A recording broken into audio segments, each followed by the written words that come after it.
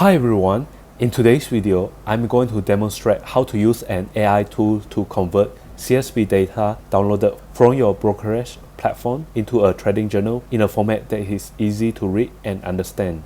I often receive requests from traders asking whether it is possible to import trading data from a CSV file like this one into a trading journal without manually typing every single trade. Previously, I created a CSV converter file for interactive brokers that can convert options trade details from CSV format into a trading journal format. You can check out this video on my channel if you are interested to learn more. However, I'm not able to create a CSV converter file for every brokerage platform as I don't have access to other brokerage platforms besides interactive brokers at the moment. So I decided to explore another approach using AI tools to convert CSV data into a trading journal format.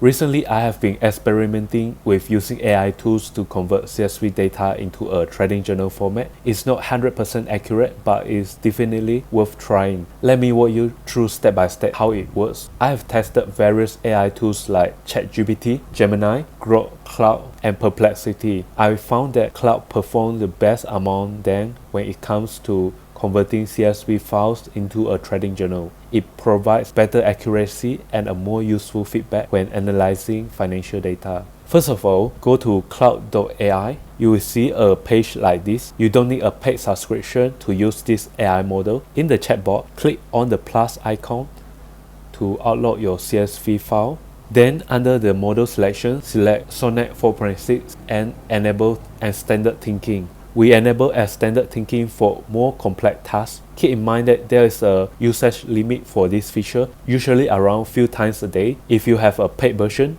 your limit will be higher. Next, in the chatbot, provide a simple explanation of the CSV file you uploaded. Describe what each column represents. For example, you can explain that the symbol column contains of the stock ticker, expiration date, and option strike price. Besides explaining the data, you also need to give clear instructions on what kind of output you want. For example, you can ask for the following fields: trade number, the trade direction, ticker, strategy, strike price, expiration date, trade entry date and time, the number of contract at the entry, the net entry price per contract, entry commission, exit date and time, exit contract, and net exit price per contract. These are the key data points for a trading journal. The more detailed your instruction, the better the result will be. Once you have finished giving the instruction, click on the submit button here and let AI do the work. It may take a few minutes depending on the size of your CSV file. Once you have finished giving the instruction, here's what the result looks like.